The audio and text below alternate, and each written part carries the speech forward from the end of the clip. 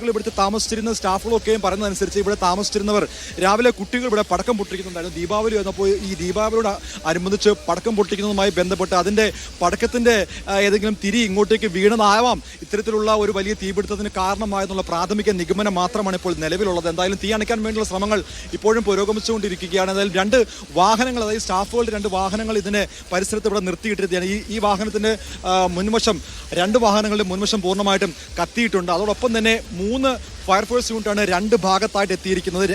രണ്ട് വഴികളാണ് ഈ ഫ്ലാറ്റുകൾക്കുള്ളത്. ഈ രണ്ട് വഴികളിലൂടെ 3 ഫയർഫോഴ്സ് യൂണിറ്റുകൾ എത്തി ഉടൻ തന്നെ തീയണയ്ക്കാൻ ശ്രമിച്ചിരുന്നാലും സാകേത് ഗോഖലെ എംപിയാണ് ആദ്യം സാമൂഹ്യ മാധ്യമമായ എക്സിലൂടെ ഇത് പുറംലോകത്തെ അറിയിച്ചത്. അദ്ദേഹം ആരോപിച്ചത്, അതായത് ആദ്യഘട്ടത്തിൽ ഇവിടെ ഫയർഫോഴ്സ് യൂണിറ്റുകൾ എത്താൻ താമസിച്ചു എന്നുള്ളതാണ്. പക്ഷേ ഇവിടുത്തെ പ്രദേശവാസികൾ, അതോടൊപ്പം തന്നെ ഇവിടെ ഉണ്ടായിരുന്ന ആൾക്കാരും പറയുന്നത് ഉടൻ തന്നെ ഫയർഫോഴ്സ് എത്തി എന്നുള്ളതാണ്. എന്തായാലും അതുമേലുള്ളൊക്കെ അന്വേഷണം പുരോഗമിച്ചുകൊണ്ടിരിക്കുകയാണ്. എന്തായാലും എന്താണ് ഇതിനുള്ളൊരു മൂല കാരണം എന്താണെന്നുള്ള അന്വേഷണം ഇതുവരെയും എത്തിയിട്ടില്ല. പ്രത്യേകിച്ച് അതീവ സുരക്ഷാ മേഖലയായിട്ടുള്ള എംപിമാർ താമസിക്കുന്ന ഒരു ഫ്ളാറ്റിൽ ഇത്തരത്തിൽ വലിയൊരു തീപിടുത്തം ഉണ്ടാകുമ്പോൾ അത് കൃത്യമായിട്ടുള്ള അന്വേഷണം നടക്കാനായിട്ടുണ്ട്. പ്രത്യേകിച്ച് ആരും ഈ സമയത്ത് ഫ്ളാറ്റിൽ ഉണ്ടായിരുന്നില്ല എന്നുള്ളത് ഏറെ ആശ്വാസകരമാണ്.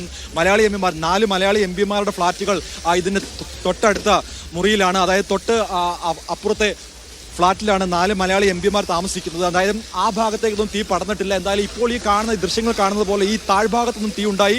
അത് മുകളിലേക്കുള്ള 3 നില സ്റ്റാഫ് ക്വാർട്ടേഴ്സിലേക്കാണ് പടർന്നിരിക്കുന്നത്. ആ സ്റ്റാഫ് ക്വാർട്ടേഴ്സിലെ മുഴുവൻ സാധനങ്ങളും കത്തി നശിച്ചിരിക്കുകയാണ്. അവിടെ ഫയർഫോഴ്സ് ഉദ്യോഗസ്ഥർ എത്തി അവിടെയൊക്കെയും പരിശോധിച്ചിരിക്കുകയാണ്. മുഴുവൻ സാധനങ്ങളും പൂർണ്ണമായിട്ടും കത്തിയിരിക്കുകയാണ്. AC അടക്കമുള്ള മുഴുവൻ സാധനങ്ങളും ഉണ്ട്. ഈ ഘട്ടത്തിൽ നമ്മളോട് പ്രതികരിക്കാൻ MP, ഈ സംഭവം നടക്കുന്നത് എപ്പോഴാണെന്ന് അങ്ങയുടെ ശ്രദ്ധയിൽപ്പെടുന്നത്? സ്റ്റാഫായിരുന്നു അവിടെ താമസിച്ചതെന്നാണ് ഞങ്ങൾക്ക് അറിയാൻ കഴിഞ്ഞത്.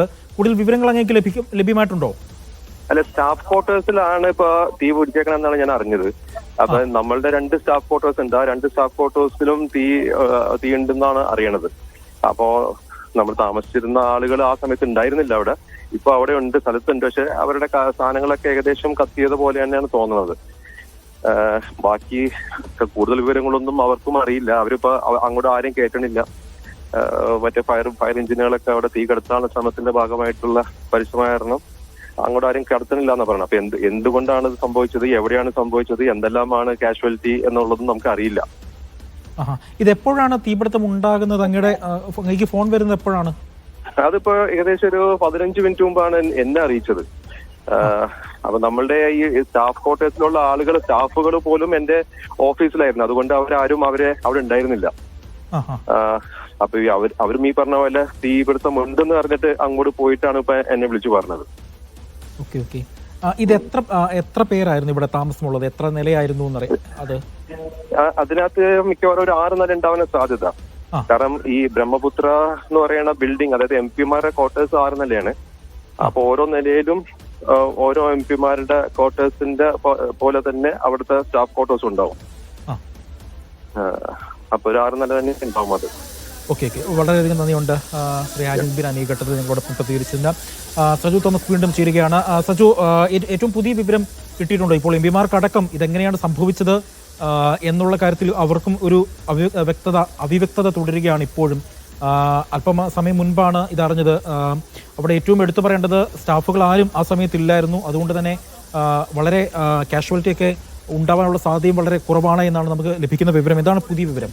ദൃശ്യങ്ങൾ കാണുന്നത് ഇവിടുത്തെ ഉള്ള സജു, ദയവായി തുടരുക. JB മേത്ര MP കൂടെ നമുക്കൊപ്പം ചെയ്യുന്നു. JB മേത്ര MP, ഇത് എപ്പോഴാണ് സംഭവം നടന്നത്? വിശദാംശങ്ങളൊന്ന് പറയാമോ?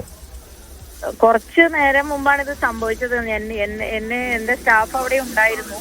അപ്പോൾ അവരൊക്കെ വളരെ ആശങ്കയിലാണ്. നമ്മളെ വിളിച്ച് നമുക്ക് വീഡിയോവും അതേപോലെ ഫോട്ടോസും ഒക്കെ അയച്ചു തരുമ്പോൾ അവർക്ക് അത് സംസാരിക്കാൻ തന്നെ, എന്താ വെച്ചാൽ സ്റ്റാഫ് ക്വാർട്ടേഴ്സിന്റെ ഭാഗത്ത് അടുത്തുള്ള ഒരു ഗോഡൌൺ, അതായത് ഫേർണിച്ചർ കൂട്ടിയിട്ടിരിക്കുന്ന ഒരു ഗോഡൌണിനാണ് ഇതിന്റെ ഉറവിടം എന്നാണ് മനസ്സിലാവുന്നത്. അപ്പോൾ അങ്ങനെയുള്ള ഒരു ഗോഡൌണിൽ എന്തുകൊണ്ട് തീ പിടിച്ചു?